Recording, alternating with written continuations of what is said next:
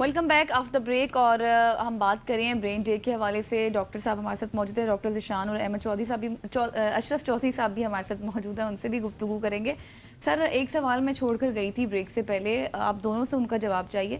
تو اب جو نارمل بیماریاں ہوتی ہیں, فار ایگزامپل ہم اس کو تو خاطر خواہ کرتے ہی نہیں ہیں, لے کر ہی نہیں آتے اپنی کسی لسٹ میں, جس میں ہمارا ڈپریشن ہے, جس میں ہماری انزائٹی ہے, یا پھر ہمیں آدھے سر کا درد جسے ہم مائیگرین کہتے ہیں, تو یہ تو ہمیں تنقید کا نشانہ بنایا جاتا ہے. تو اور پھر ایک پیناڈول لے لی آپ نے, یا پھر کوئی بھی پین کلر لے لی, بھئی اس سے ٹھیک ہو جائے گا. تو یہ آپ کیسے ایڈریس کرتے ہیں پھر؟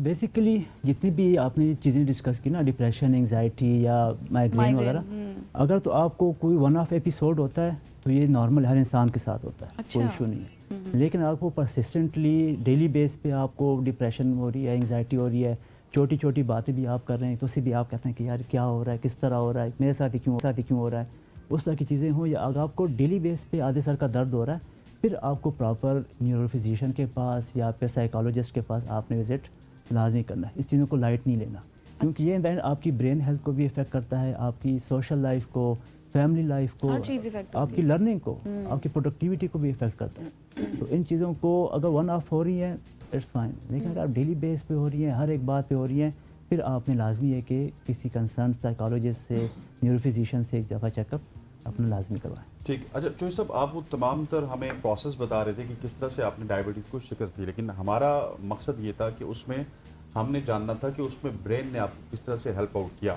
سو اس طرف بھی ہمیں تھوڑا سا روشنی ڈالیے. میں آپ کا کوشچن سمجھ گیا ہوں. سر برین نے بہت ہیلپ کیا, بلکہ برین نے اس وقت ہیلپ کیا جب برین کو یوز کرنا شروع کیا. ٹھیک ہے, آپ کو ڈائبٹیز ہوئی اور ڈاکٹرز نے ہمارا جو کنونشنل ٹریٹمنٹ ہے انہوں نے کہا کہ جی یہ کرونک ہے, پروگریسو ہے, اور آپ نے اس کو وداؤٹ اینی کوشچن ایکسیپٹ کر لیا. ٹھیک ہے, اور اس طریقے سے میرے 18 سال گزر گئے, کیونکہ میں نے کبھی کوشچن ہی نہیں کیا کہ ڈاکٹرز ہیں, اتھارٹی ہیں, ان کا سبجیکٹ ہے, کنونشنل ٹریٹمنٹ ہے.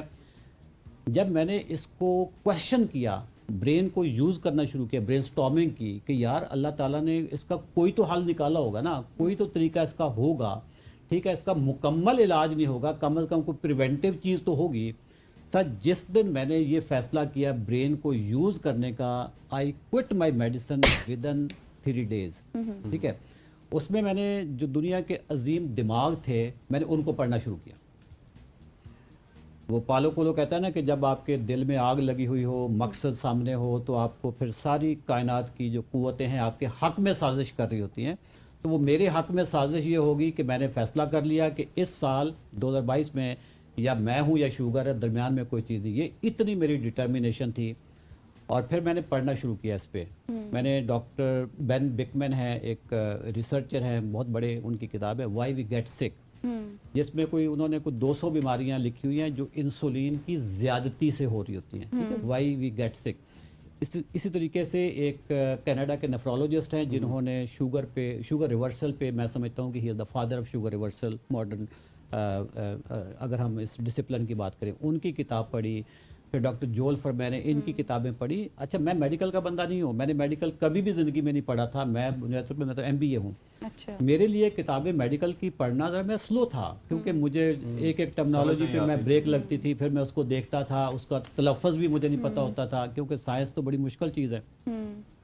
لیکن جب میں نے تہیہ کر لیا اور دماغ کا میں نے پراپر یوز کرنا شروع کیا, تو میں پھر شوگر ریورسل پہ پہنچ گیا. پھر اسی چیز کو پھر میں نے مشن جب بنایا, اللہ تعالیٰ نے مجھے ہمت دی کہ میں بیسیکلی دیکھیں نا سر, آپ نے دماغ کو استعمال کیا ہے. اچھا, بچپن مجھے یاد آئی ایک بات, بچپن میں جب ہمیں کوئی چیز سمجھ نہیں آتی تھی یا پڑھائی, تو ہمارے پیرنٹس ہمیں کہتے تھے اپنے دماغ کا استعمال کرو. ہم آگے سے کہتے تھے دماغ کا استعمال کریں کیسے, دماغ استعمال ہوگا کیسے. لیکن سر اب تو آپ دیکھیں AI ٹیکنالوجیز آ چکی ہیں, AI کا دور بھی آ چکا ہے, اور اس سے بھی بہت ساری چیزیں ریلیٹ کر رہی ہیں. آپ کو نہیں لگتا ہم اپنے دماغ کو استعمال ہی نہیں کرتے, مطلب ہم محتاج ہو گئے ہیں بہت ساری چیزوں کے, اگر ایک پازیٹیو سینس پہ بات کریں؟ پازیٹیو سینس پہ ہم دیکھیں تو AI کے بینیفٹس بھی بہت زیادہ ہیں. ہماری کافی چیزوں کو, مسئلے مسائل کو اس نے حل کر دیا ہمارے لیے. ایجوکیشن, اگر آپ آج سے کچھ سال پہلے چلے جائیں تو آپ کو ایک چیز, ایک لائبریری میں جا کے ایک بک ڈھونڈنی پڑتی تھی, اس کو پھر سارا ورک بائی ورک آپ کو پڑھنا پڑا کہ کون سے ٹاپک کہاں پہ ہے. ابھی آپ سیکنڈوں میں کمانڈ دیتے ہیں, وہ آپ کو اس کے حوالے جتنی بھی ریسرچ ہوتی ہیں, جتنے بھی ٹاپکس ہوتے ہیں, آپ کو فنگر ٹپس پہ آپ کو دے دیتی ہے.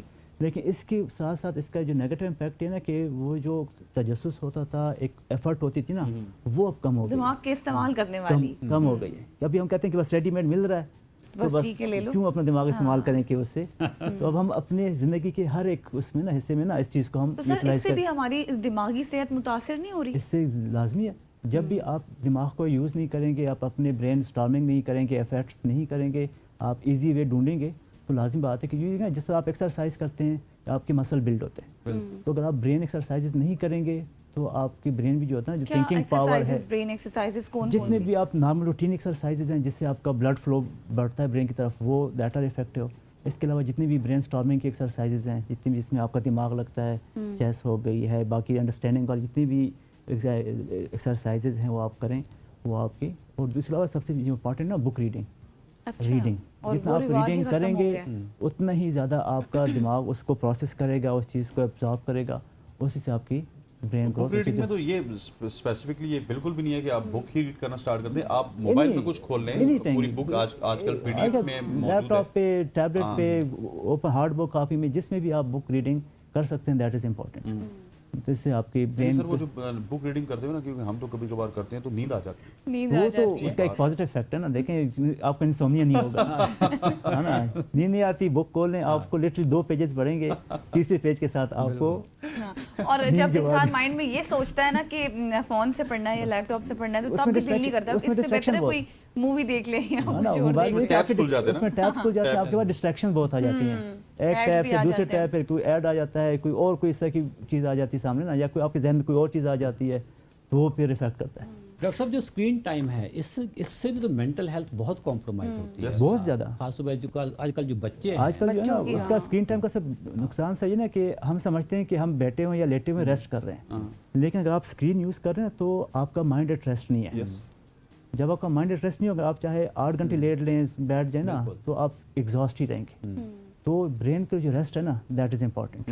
اور اسکرین ٹائم کا یہ کہ کوشش کریں کہ جتنا منیمم رکھ سکیں، اور رات کو سونے سے کم از کم ایٹ لیسٹ 2 گھنٹے پہلے اسکرین آف، چاہے وہ ٹیبلیٹ ہو، موبائل ہو، چاہے. اور جو سب یہ انہوں نے ایک بڑی زبردست بات کی جب غزل نے سے سوال کیا کہ ایکسرسائز کون سی ہونی چاہیے، تو سر نے کہا کہ بک ریڈنگ. سو بک ریڈنگ میں ہم سب کا ایکسپیرینس اسی طرح کا ہے، کیونکہ جب شخص پڑھتا ہے اس کو نیند آ جاتی ہے، پھر وہ کہ 2-3 صفحے اگلے دن پڑھے گا یا اگلے ہفتے پڑھے گا. لیکن آپ نے بہت ساری کتابوں کا نام بھی لیا، بینگ اے موٹیویشنل اسپیکر، آپ نے ویسے بھی کتابیں پڑھی ہیں تو تبھی آپ موٹیویشنل اسپیکر بنے.